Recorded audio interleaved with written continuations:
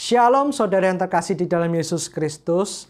Renungan hari ini diambil dari 1 Timotius pasal 1 ayat 12 sampai 17 dengan tema tidak lupa masa lalu.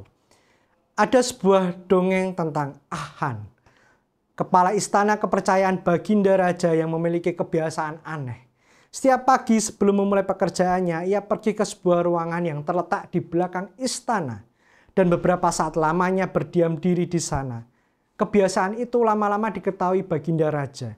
Diam-diam Baginda Raja memeriksa ruangan itu dan didapati di sana beberapa benda asing. Ada lemari kecil dan kursi tua di pojok ruangan, lalu topi dan sendal petani serta cangkul di dekatnya. Baginda Raja pun memanggil Ahan dan bertanya tentang benda-benda itu. Ahan menjelaskan, "Saya adalah anak petani miskin. Ketika Baginda membawa dan membesarkan saya di istana, saya menjadi seperti sekarang karena perkenanan dan kebaikan Baginda. Setiap hari saya masuk ke ruangan itu dan melihat benda-benda tersebut untuk mengingatkan diri saya sendiri bahwa siapa saya dahulu." Dalam 1 Timotius pasal 1 ayat 12 sampai 17, Rasul Paulus mengakui bahwa dirinya dahulu adalah seorang penghujat, penganiaya, dan orang yang penuh kekerasan terhadap jemaat Tuhan. Namun Tuhan memilihnya bukan karena ia layak, melainkan karena kasih karunia-Nya. Paulus menerima anugerah Tuhan bukan hanya untuk dirinya sendiri, tetapi juga sebagai contoh bagi kita bahwa tidak ada seorang pun yang terlalu jauh dari kasih dan pengampunan Allah.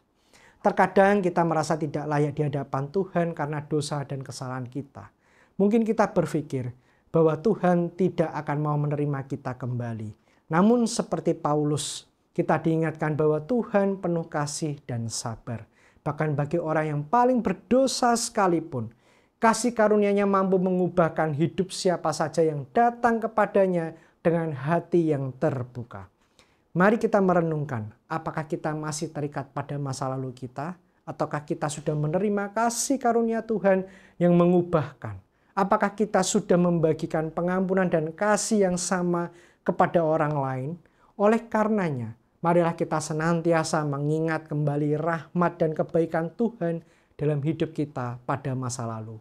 Supaya kalau sekarang kita sukses, kita tidak menjadi orang yang sombong dan lupa diri. Sebaliknya, kalau kita sedang tengah dirundung kesusahan, kita tidak menjadi kecil hati atau putus asa, tetapi bersyukur dan bersukacita. Amin.